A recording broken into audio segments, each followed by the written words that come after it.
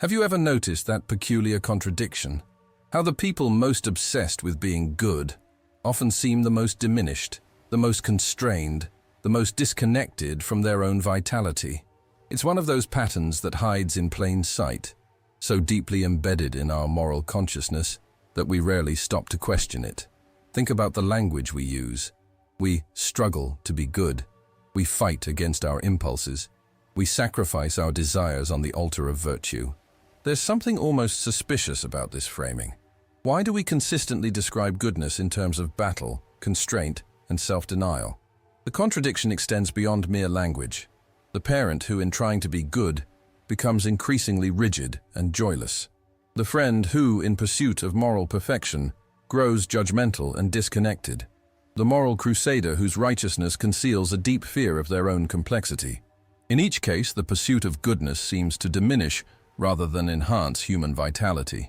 There's something peculiar about this pattern, a suspicious correlation that warrants deeper investigation.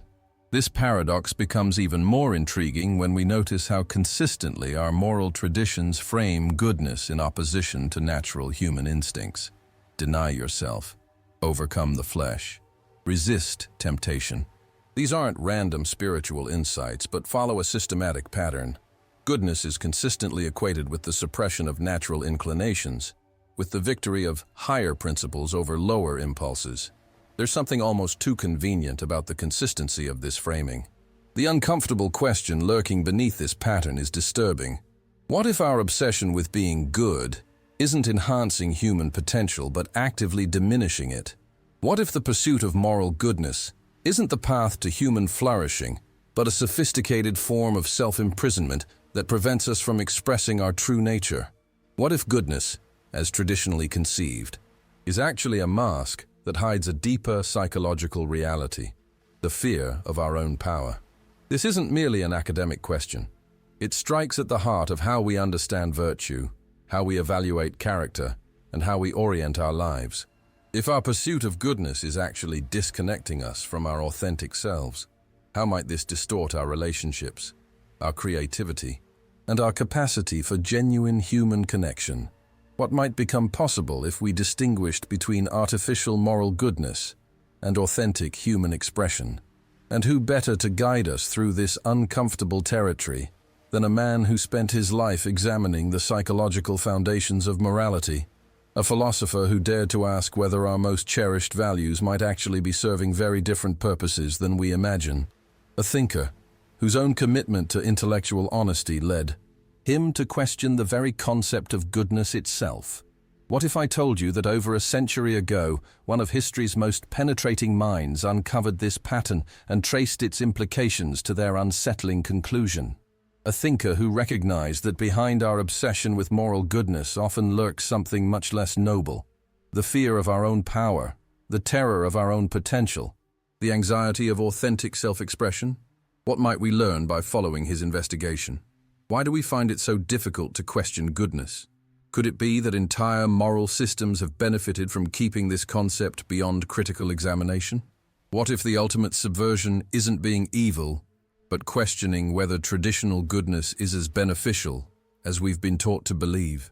The answers to these questions might challenge your most basic assumptions about virtue, character, and human potential. They offer a perspective on goodness not as moral achievement but as psychological prison that prevents the full expression of human nature. Are you ready to follow where they lead? There's a striking pattern in how goodness is conceptualized across moral traditions that becomes visible once you start looking for it. A pattern so consistent it can't be dismissed as coincidence. It emerges in the peculiar correlation between moral goodness and self-diminishment, between virtue and constraint, between ethical purity and reduced vitality. This pattern doesn't appear randomly. It follows a specific and predictable trajectory, revealing itself most clearly in how the concept of the good person has been systematically defined in opposition to natural human impulses. Consider how goodness is framed in religious and moral traditions. In Christianity, the good person denies himself and takes up his cross. In Buddhism, virtue emerges through the suppression of desire. In various ethical systems, the good person consistently subordinates natural inclinations to moral principles. The pattern is remarkably consistent.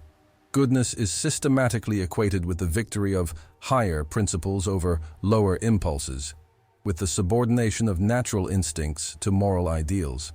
What makes this pattern truly revealing isn't its occasional appearance, but its remarkable consistency across diverse contexts. The specific moral details change, the cultural expressions shift, but the psychological function remains strikingly consistent. Goodness is systematically defined as the suppression of natural human vitality. This correlation is too consistent to be coincidental. This pattern becomes even more intriguing when we notice how it manifests in actual human behavior. Those most committed to being good often display a particular psychological profile: rigid adherence to rules, hypersensitivity to moral transgression, diminished spontaneity, and reduced capacity for genuine human connection. The good person is frequently characterized not by greater vitality, but by greater constraint, not by more authentic expression, but by more careful self-monitoring and self-denial. The anomaly extends beyond individual psychology into cultural expectations. The good child is the obedient one who suppresses natural exuberance. The good student follows instructions rather than pursuing authentic curiosity. The good citizen adheres to social conventions rather than questioning them. The pattern repeats. Goodness is systematically equated with constraint rather than expression, with diminishment rather than enhancement of natural human potential. What's particularly striking about this pattern is how rarely we acknowledge it explicitly. We discuss virtue, character, ethics, and moral development at length, but we seldom examine this specific correlation: how consistently goodness has been defined in opposition to natural human vitality. It's as if we've collectively agreed not to notice how the pursuit of moral goodness often coincides with reduced authenticity and diminished life force. And that's where our investigation truly begins, with the recognition that traditional conceptions of goodness might be serving purposes beyond human flourishing. What if the pursuit of moral goodness, as traditionally conceived, functions primarily not to enhance human potential, but to constrain it? What if the good person is not the pinnacle of human achievement, but a diminished version of what humans could become? This is the question that haunted a 19th century philosopher whose insights into human psychology were so profound, so disturbing, that they continue to challenge us today. A man who dared to ask whether our most cherished moral ideals might actually be serving very different purposes than we imagine. What did Friedrich Nietzsche discover about this strange relationship between goodness and self-diminishment? And why does his discovery remain so unsettling and potentially liberating more than a century later? What if goodness, as traditionally conceived, is actually a sophisticated form of self-imprisonment that prevents the full expression of human nature? What if the pursuit of moral perfection is actually driven not by love of virtue but by fear of our own power? These questions lead us to Nietzsche's disturbing insight. The good are the ones who most fear their own power. In the summer of 1886, Friedrich Nietzsche was putting the finishing touches on his masterpiece, Beyond Good and Evil, a work that would challenge the very foundations of Western morality. At 41, Nietzsche was at the height of his philosophical powers, but remained almost entirely unrecognized by the intellectual establishment. His books sometimes sold fewer than 100 copies, and he lived in near isolation, moving between cheap lodgings across Europe as his meager savings allowed. His health was deteriorating. Severe migraines, stomach ailments, and failing eyesight regularly confined him to darkened rooms for days at a time. It was within this context of physical suffering and public indifference that Nietzsche formulated his most penetrating insights about the psychological foundations of morality.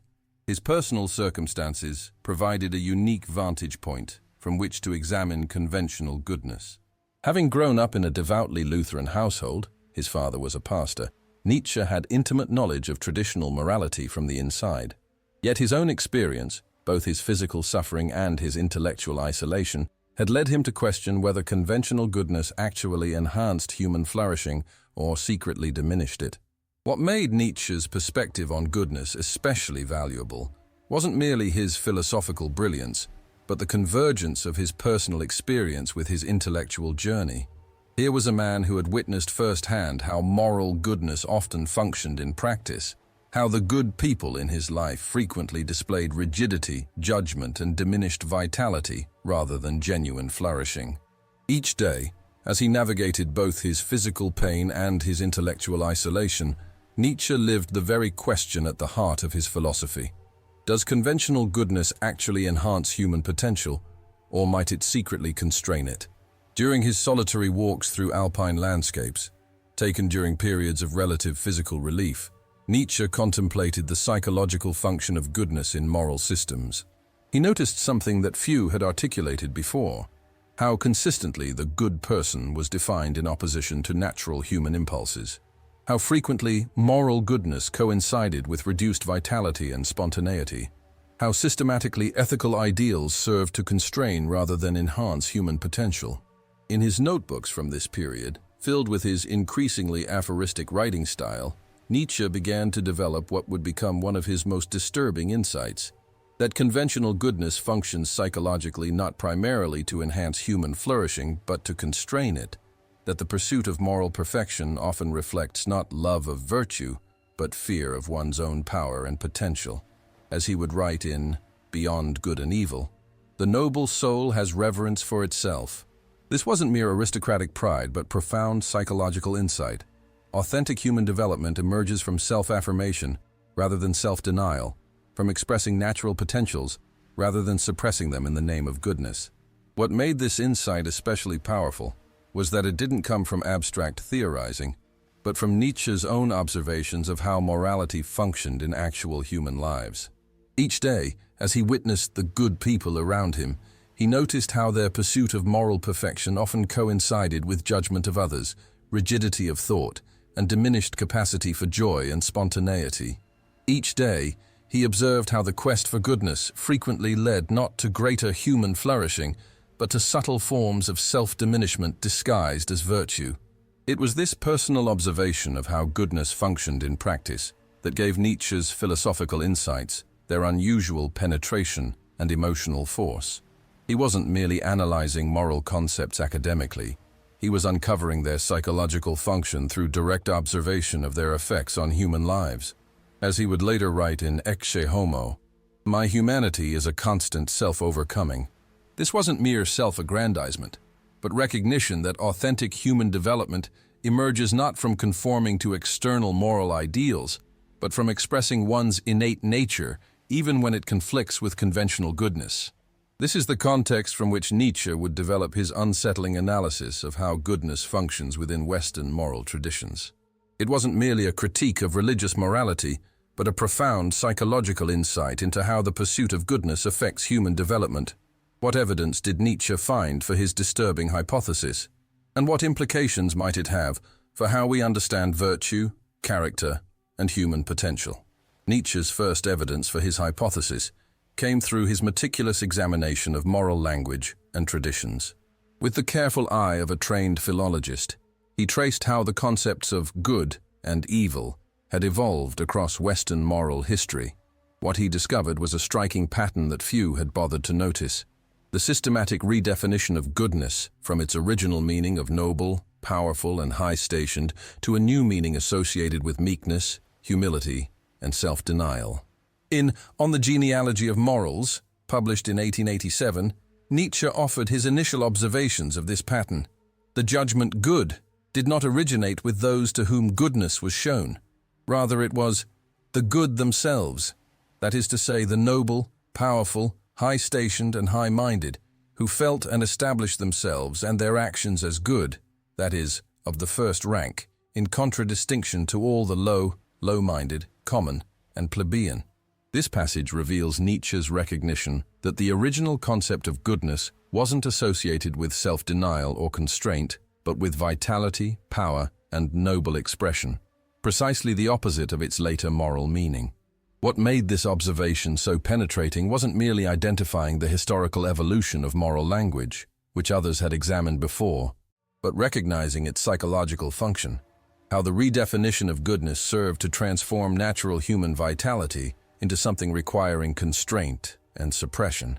The concept of the good person hadn't merely changed historically, It had been systematically inverted to serve particular psychological and social purposes. Nietzsche found evidence for this pattern in Judeo-Christian texts and traditions, where goodness was consistently associated with meekness, humility, and self-denial. The meek shall inherit the earth. Blessed are the poor in spirit. If anyone would be first, he must be last of all and servant of all. Rather than seeing these as spiritual insights, he recognized them as revealing something profound about how moral systems function, not to enhance human flourishing, but to constrain natural human vitality through sophisticated psychological mechanisms. This insight gained further support from Nietzsche's analysis of Christian moral psychology, particularly in On the Genealogy of Morals. There, he traced how Christianity had developed the sophisticated concept of sin to turn people against their own natural impulses, creating internal psychological division where none previously existed. Rather than experiencing natural desires as simply aspects of human vitality, Christianity taught people to experience them as moral failings requiring suppression, transforming the pursuit of goodness into constant battle against one's own nature. Perhaps most compelling was Nietzsche's observation of how this moral redefinition manifested in actual human behavior. He noted how those most committed to being good often displayed not greater flourishing but greater constraint, not more authentic expression, but more careful self-monitoring and self-denial. The pattern was remarkably consistent. What was called goodness often functioned primarily as a sophisticated mechanism for self-diminishment disguised as virtue. This observation allowed Nietzsche to recognize something that few had articulated before, that the psychological power of conventional morality lies precisely in its ability to turn people against their own natural vitality by redefining that vitality as morally suspect. As he writes in Thus Spoke Zarathustra, I tell you, one must still have chaos in oneself to give birth to a dancing star. This isn't mere poetic language, but profound psychological insight. Authentic human development emerges not from suppressing natural impulses in pursuit of goodness, but from integrating those impulses into meaningful expression of one's innate potential. What makes this evidence so compelling isn't any single instance, but the consistent pattern across moral traditions, linguistic evolution, and human behavior. The concept of goodness has been systematically redefined, from original meaning associated with vitality and power to new meaning associated with self-denial and constraint. This redefinition is too consistent to be coincidental. But if Nietzsche's initial observations revealed this pattern, his deeper investigation would uncover something even more profound: how the pursuit of goodness serves particular psychological functions, primarily managing the fear of one's own power and potential through moral self-constraint disguised as virtue. The beautiful mask of goodness conceals a much less beautiful reality, the sophisticated transformation of natural human vitality into something requiring constant moral management and constraint. As Nietzsche deepened his investigation, he discovered that the pursuit of goodness wasn't merely a philosophical position, but a psychological strategy for managing a particular form of anxiety, the fear of one's own power, potential, and capacity for self-creation. The specific moral details might change across traditions, but the psychological function remained consistent. Goodness served as a sophisticated mechanism for constraining natural human vitality that might otherwise prove threatening both to social order and to psychological comfort. In Beyond Good and Evil, published in 1886, Nietzsche expanded this analysis. The noble soul has reverence for itself. This deceptively simple statement reveals his recognition that authentic human development emerges not from conforming to external moral standards, but from expressing one's innate nature, even when that nature conflicts with conventional goodness. Yet moral traditions consistently teach the opposite, that goodness emerges from subordinating natural impulses to external principles, from constraining rather than expressing innate potentials. What made this insight especially powerful was Nietzsche's recognition that this moral inversion wasn't merely philosophical error, but psychological strategy, a way of managing the anxiety that comes with authentic self-expression and the responsibility of self-creation. In Thus Spoke Zarathustra, he writes, I love him who keeps back no drop of spirit for himself, but wants to be entirely the spirit of his virtue. Thus he strides as spirit over the bridge. This passage reveals his understanding that conventional goodness often functions as psychological refuge from the more demanding task of authentic self-expression, a way of avoiding both the freedom and the responsibility that come with genuine self-creation. Nietzsche began to see that this pattern revealed something essential about how morality functions psychologically, not primarily to enhance human flourishing, but to constrain aspects of human nature that might prove threatening both to social order and to psychological comfort. By redefining natural human impulses as morally suspect, moral systems create internal division where none previously existed, teaching people to experience their own vitality as something requiring constant management and constraint rather than integration and expression. This recognition led Nietzsche to one of his most disturbing insights, that the pursuit of goodness often reflects not love of virtue but fear of one's own potential. As he writes in Twilight of the Idols, the most spiritual men, as the strongest, find their happiness where others would find their destruction, in the labyrinth, in hardness against themselves and others, in experiments. This isn't mere provocation, but profound psychological insight. Those most afraid of their own complexity, power, and potential often seek refuge in conventional goodness, precisely because it provides clear rules that remove the anxiety of authentic self-creation. The pattern became increasingly clear. Conventional goodness functions psychologically not primarily to enhance human flourishing, but to constrain it, to provide refuge from the more demanding task of authentic self-expression and the responsibility of self-creation. By teaching people that their natural impulses are morally suspect, conventional goodness creates internal division that prevents the integration and expression of innate human potential. This insight allowed Nietzsche to recognize something that few had articulated before, that the psychological appeal of conventional morality lies precisely in its ability to transform the anxiety of freedom into the comfort of constraint. As he writes in The Antichrist, "What is good? All that heightens the feeling of power, the will to power, power itself in man. What is bad? All that proceeds from weakness." This isn't crude celebration of domination, but recognition that authentic human development emerges from expressing rather than suppressing innate vitality, even when that vitality conflicts with conventional goodness. What implications might this understanding have for how we approach virtue, character, and human development? And what might it reveal about the possibility of values beyond the moral distinction between good and evil? Nietzsche's investigation was leading him toward a disturbing conclusion, that conventional goodness might be serving not as path to human flourishing, but as sophisticated form of self-imprisonment, that the pursuit of moral perfection might reflect not love of virtue, but fear of one's own power, potential, and capacity for authentic self-expression. What deeper patterns might emerge as he continued to examine the psychological function of goodness in human development? As Nietzsche continued his investigation, a striking pattern emerged across diverse domains of human experience. The pursuit of goodness wasn't isolated to particular religious contexts or moral traditions, but appeared with remarkable consistency throughout Western culture. The pattern was clear. Wherever conventional goodness appeared as primary value, authentic human expression was systematically subordinated to external moral standards. Natural vitality was consistently transformed into something requiring constraint, and human potential was repeatedly diminished in the name of virtue. In Beyond Good and Evil, Nietzsche articulated this pattern with characteristic clarity. Every select man strives instinctively for a citadel and a secrecy where he is saved from the crowd, the many, the great majority, where he may forget men who are the rule, being their exception.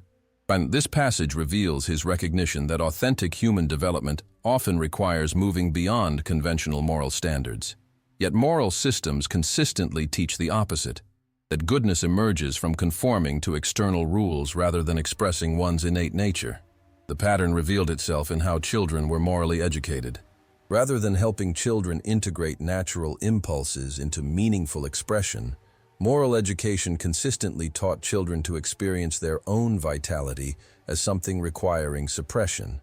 The good child wasn't one who expressed natural exuberance in constructive ways, but one who successfully suppressed that exuberance in favor of obedience to external standards. The pattern persisted.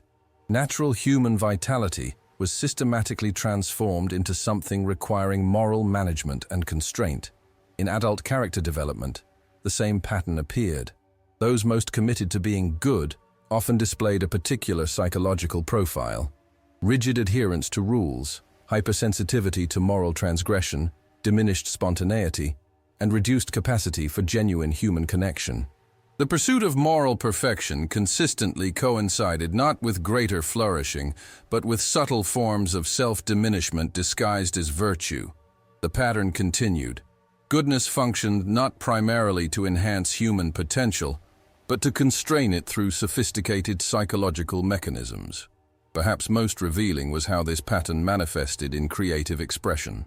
The works most celebrated for their moral virtue often lacked vitality, authenticity, and genuine insight, while the most profound creative achievements frequently emerged from individuals willing to move beyond conventional moral standards. The pattern persisted. Authentic human expression often required transcending rather than conforming to conventional goodness. What made this pattern so powerful wasn't any single instance, but its remarkable consistency across contexts. Whether in childhood development, adult character, or creative expression, the same psychological mechanism operated. Conventional goodness functioned not primarily to enhance human flourishing, but to constrain natural vitality through sophisticated moral frameworks. As Nietzsche writes in Thus Spoke Zarathustra, one must still have chaos in oneself to give birth to a dancing star. This isn't mere poetic language, but profound psychological insight. Authentic human development emerges not from suppressing natural impulses in pursuit of goodness, but from integrating those impulses into meaningful expression of one's innate potential. This recognition led Nietzsche to one of his most penetrating insights: that behind conventional morality often lurks something much less noble, the fear of authentic self-expression and the anxiety of genuine self-creation. The pursuit of goodness doesn't reflect love of virtue, but terror of one's own power and potential, the fear of what might emerge if natural human vitality were fully expressed rather than morally constrained. As this pattern became increasingly clear, Nietzsche began to recognize its profound implications. What if conventional morality has evolved primarily not to enhance human flourishing, but to constrain it, to provide refuge from the more demanding task of authentic self-expression and the responsibility of self-creation? What if the pursuit of goodness reflects not moral achievement, but psychological strategy for avoiding both the freedom and the responsibility that come with genuine human development? This recognition wasn't merely an academic observation, but a profound challenge to how we understand virtue, character, and human potential. If conventional goodness functions primarily to constrain natural human vitality, what might become possible if we moved beyond the moral distinction between good and evil? What form of human development might emerge if we valued authentic self-expression over conformity to external moral standards? The implications of Nietzsche's discovery reach far beyond philosophical curiosity into the very heart of how we understand human development, moral education, and the realization of human potential. If conventional goodness functions primarily to constrain natural human vitality, then addressing this pattern requires more than merely questioning specific moral teachings. It demands a fundamental reconsideration of how we approach virtue, character, and human flourishing. In Thus Spoke Zarathustra, Nietzsche explored these implications through his concept of the three metamorphoses of the spirit, from camel to lion to child. The camel represents the spirit that bears the weight of conventional morality, dutifully carrying external values without question. The lion represents the courage to say no to these imposed values, creating space for authentic self-expression. The child represents the capacity for genuine creation, for saying yes to life and creating new values beyond conventional morality. This framework reveals Nietzsche's profound insight. Moving beyond conventional goodness requires not just intellectual rejection of moral standards, but the courage to create values that express one's authentic nature rather than suppressing it. The first profound implication is psychological. If conventional goodness functions primarily to constrain natural vitality, authentic human development requires integrating rather than suppressing innate impulses. As Nietzsche writes in The Gay Science, "What does your conscience say? You shall become the person you are." This isn't mere self-help rhetoric, but profound psychological insight. Genuine human flourishing emerges not from conforming to external moral standards, but from expressing one's innate nature, even when that nature conflicts with conventional goodness. The second implication is educational. If moral education traditionally teaches children to suppress natural vitality in favor of external standards, authentic development requires new approaches that help integrate natural impulses into meaningful expression. As Nietzsche suggests in Beyond Good and Evil, the noble soul has reverence for itself. This insight reveals how education might serve not to impose external values, but to help individuals discover and express their innate potential, not through suppression of natural vitality, but through its integration and refinement. The third implication is social. If conventional morality often functions to constrain human potential that might threaten established order, authentic social progress requires challenging rather than reinforcing this constraint. As Nietzsche writes in The Antichrist, "What is good? All that heightens the feeling of power, the will to power, power itself in man. What is bad? All that proceeds from weakness." This isn't crude celebration of dominance, but recognition that genuine human flourishing requires social conditions that enhance rather than diminish natural human vitality, even when that vitality challenges conventional moral standards. Perhaps the most profound implication is transformative.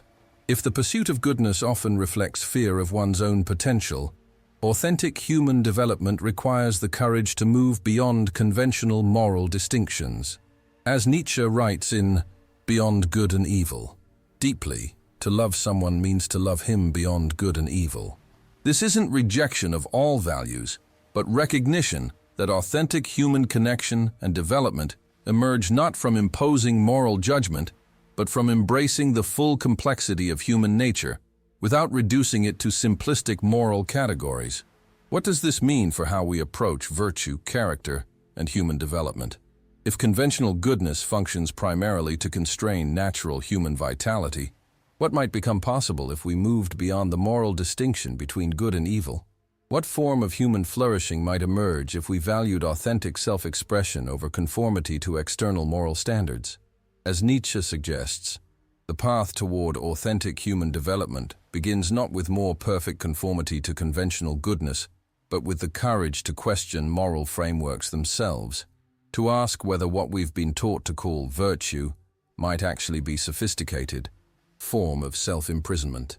The liberation of human potential from conventional morality might be not only personally transformative, but culturally revolutionary, releasing vital human energies previously trapped in sophisticated mechanisms of self-constraint disguised as virtue.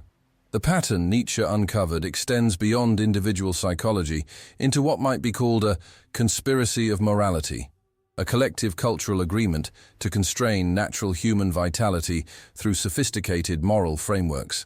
This isn't a conscious conspiracy in the crude sense, but rather a cultural evolution driven by the interests of social systems designed primarily for stability and control, rather than authentic human development. In On the Genealogy of Morals, Nietzsche traced how this conspiracy evolved through the historical development of moral concepts. What began as external constraints imposed by social necessity gradually evolved into internal constraints imposed by moral concepts that effectively turned people against their own natural vitality by redefining that vitality as morally suspect. The good person became not one who expressed innate potential, but one who successfully suppressed it in favor of external moral standards. This cultural evolution wasn't driven by malicious intent, but by the fundamental interests of social systems themselves.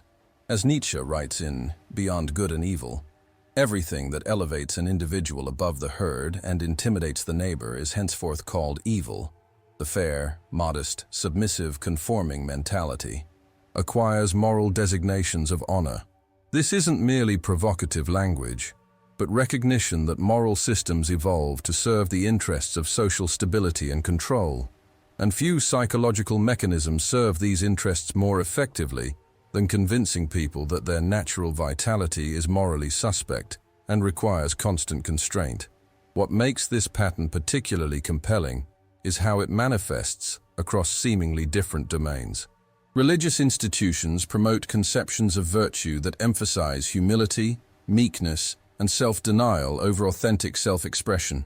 Educational systems teach children to suppress natural impulses rather than integrate them into meaningful expression. Therapeutic approaches sometimes reinforce the idea that natural vitality requires management rather than expression. Each domain develops its own language, but the psychological function remains consistent, transforming natural human vitality into something requiring moral constraint. The conspiracy extends into cultural narratives about heroism and virtue, where the ideal person is consistently portrayed as one who sacrifices authentic expression for moral duty. It appears in relationship expectations, where being good often means suppressing genuine feelings in favor of socially appropriate responses. It emerges in professional standards, where success frequently depends not on authentic expression, but on careful adherence to conventional expectations. The pattern persists. Natural human vitality is systematically transformed into something requiring moral management and constraint. What makes this pattern so powerful isn't any single manifestation, but its remarkable adaptability. As traditional religious frameworks lose cultural authority, the same psychological mechanism continues through secular forms, therapeutic languages of appropriate behavior, social justice discourses that sometimes prioritize moral purity over authentic engagement, self-improvement frameworks that often reinforce rather than challenge internal division. Different language, same psychological function, constraining natural human vitality through sophisticated moral frameworks. This recognition reveals something profound about Western psychology, that it often continues the same moral patterns while changing only the surface language. The person who suppresses authentic expression in pursuit of being emotionally healthy is engaging in essentially the same psychological mechanism as the religious ascetic, constraining natural vitality under the guidance of external standards that define that vitality as problematic. Nietzsche's penetrating insight wasn't merely that conventional morality constrains human potential, but that this constraint serves specific cultural functions, primarily maintaining social stability by domesticating aspects of human nature that might otherwise challenge established order. The real conspiracy isn't religious doctrine, but the deeper cultural pattern of transforming natural human vitality into something requiring constant moral management and constraint. This pattern raises profound questions about human psychology, cultural evolution, and the possibility of authentic human development. If we've been collectively engaged in constraining natural human vitality through sophisticated moral frameworks, what might become possible if we consciously distinguished between authentic values and conventional morality? What version of humanity might emerge if we stepped beyond moral frameworks that domesticate human potential in the name of goodness? Why? As the constraining function of conventional goodness remained largely unacknowledged despite its profound influence on Western culture. The answer isn't a conscious cover-up, but rather a collective investment in moral frameworks that benefit from this constraint. Addressing it would mean questioning not just specific moral teachings, but the very psychological foundations of Western morality, a prospect simultaneously liberating and terrifying. In Beyond Good and Evil, Nietzsche offers a penetrating insight into this collective avoidance. We are unknown to ourselves, we men of knowledge, and with good reason. We have never sought ourselves. How could it happen that we should ever find ourselves? This passage reveals his recognition that genuine self-knowledge often remains elusive, precisely because it might challenge the moral frameworks that structure our understanding of ourselves and our world. Few insights are more threatening than the recognition that what we call goodness might actually be a sophisticated form of self-imprisonment. Religious institutions have an obvious stake in maintaining conventional morality. By teaching that goodness emerges from suppressing natural impulses rather than integrating them, Religious frameworks create powerful mechanisms for social control, mechanisms that operate not through external coercion, but through internal psychological division. It's not that religious leaders consciously promote this pattern, but rather that their entire moral framework depends on maintaining the opposition between natural vitality and moral virtue. Cultural narratives reinforce this pattern by consistently portraying the hero as one who sacrifices authentic expression for moral duty. From ancient myths to modern films, dominant cultural stories often celebrate precisely those aspects of goodness that constrain rather than enhance natural human vitality. Self-sacrifice, denial of desire, subordination of individual expression to collective standards.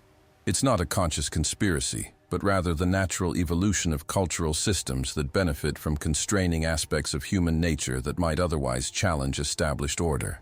Educational systems often perpetuate this pattern by teaching children that being good means suppressing natural impulses rather than integrating them into meaningful expression. As Nietzsche writes in Thus Spoke Zarathustra, "He who obeys does not listen to himself." This insight reveals how education might serve not just to transmit knowledge, but to perpetuate moral frameworks that turn people against their own natural vitality, teaching them to experience their innate impulses as morally suspect rather than as potential sources of authentic development. Perhaps most significantly, this pattern remains unacknowledged because addressing it would mean confronting what Nietzsche called the death of God, not merely questioning specific religious beliefs, but confronting the collapse of the entire moral framework that has structured Western understanding of virtue, character, and human development. This prospect is so psychologically challenging that many prefer the familiar comfort of conventional morality, even if it comes at the cost of authentic self-expression. The pattern persists not through conscious suppression, but through the simple human preference for moral certainty over existential ambiguity, for clear rules over creative responsibility, and for the comfort of virtue over the challenge of authentic self-expression. As Nietzsche writes in The Gay Science, "What does your conscience say? You shall become the person you are." This deceptively simple statement reveals the profound psychological challenge of authentic development.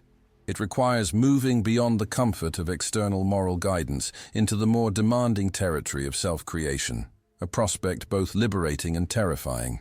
What does this mean for the possibility of authentic human development and genuine self-expression? If we've been collectively engaged in constraining natural human vitality through sophisticated moral frameworks, what might become possible if we consciously distinguished between authentic values and conventional morality? What version of humanity might emerge if we stepped beyond moral frameworks that domesticate human potential in the name of goodness? The final question isn't whether we should be moral, but whether conventional goodness enhances or constrains authentic human development. Nietzsche's discovery reveals something profound about human psychology, our tendency to transform the anxiety of authentic self-expression into the comfort of moral constraint. But it also reveals something even more significant, the possibility of human flourishing beyond conventional morality, a form of development that emerges not from suppressing natural vitality in pursuit of goodness, but from integrating that vitality into authentic expression of one's innate potential. In Thus Spoke Zarathustra, Nietzsche articulates this possibility through his concept of the overman, not a superior being in the crude biological sense, but a mode of human development beyond conventional morality. I teach you the overman. Man is something that shall be overcome. This isn't rejection of all values, but recognition that authentic human development requires moving beyond moral frameworks that turn us against our own natural vitality. Frameworks that teach us to experience our innate impulses as morally suspect rather than as potential sources of genuine flourishing. This isn't about embracing destructive impulses, but transforming how we relate to natural human vitality. Moving from moral framework that demands suppression to integrative approach that transforms raw impulses into meaningful expression. Perhaps authentic virtue isn't measured by how successfully you suppress your nature, but by how fully you integrate and express it, not by conformity to external moral standards, but by authentic manifestation of your innate potential. As Nietzsche writes in The Gay Science, What is done out of love always takes place beyond good and evil.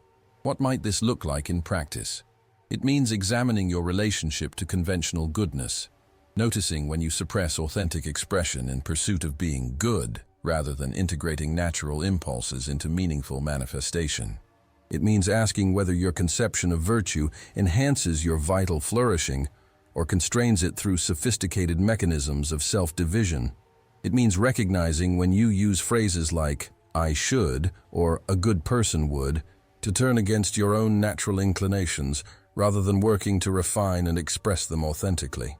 It means developing relationship to natural vitality that neither suppresses it in the name of goodness nor expresses it without refinement, but rather integrates it into authentic manifestation of your innate potential.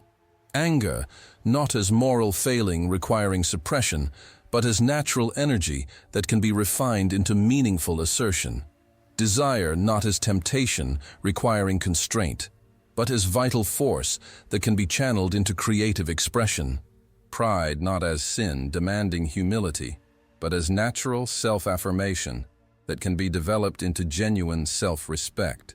Most importantly, it means recognizing that the voice that emerges when you stop constraining yourself through conventional morality isn't selfish destructiveness, but authentic self-expression, what Nietzsche called the will to power in its genuine sense, not as domination, but as creative manifestation of innate potential. This isn't arbitrary self-indulgence, but recognition that authentic human development emerges most powerfully, not from conforming to external moral standards, but from expressing natural vitality in ways that enhance rather than diminish life. The path forward isn't about rejecting all values, but liberating human potential from the constraint of conventional morality. Whether within traditional frameworks or beyond them, authentic human development requires distinguishing between values that enhance natural vitality and moral standards that merely constrain it, between authentic virtue and its conventional counterfeit. What might become possible if you stopped trying to be good and started working to be authentic? What forms of human development might emerge if you distinguished between genuine values and conventional morality? What potential might you discover if you separated authentic virtue from the artificial goodness that merely constrains natural vitality? The answer to these questions won't come from more perfect conformity to moral standards, but from the courage to question those standards themselves, to ask whether what you've been taught to call virtue might actually be a sophisticated mechanism for self-constraint. As Nietzsche writes in Beyond Good and Evil, every profound spirit needs a mask. This isn't endorsement of deception, but recognition that moving beyond conventional morality often requires protecting your authentic development from a world invested in moral conformity. The real journey isn't becoming more perfectly good, but liberating human potential from the constraint of conventional morality. Perhaps the most profound insight isn't that we need more perfect virtue, but that we need to distinguish between authentic values and conventional morality, between genuine human flourishing and sophisticated self-imprisonment disguised as goodness. As Nietzsche ultimately suggests, true human development begins not with more perfect moral constraint, but with the courage to move beyond conventional goodness into the more demanding territory of authentic self-expression. Perhaps the greatest evil really is in wanting to be good, if that goodness comes at the cost of being real.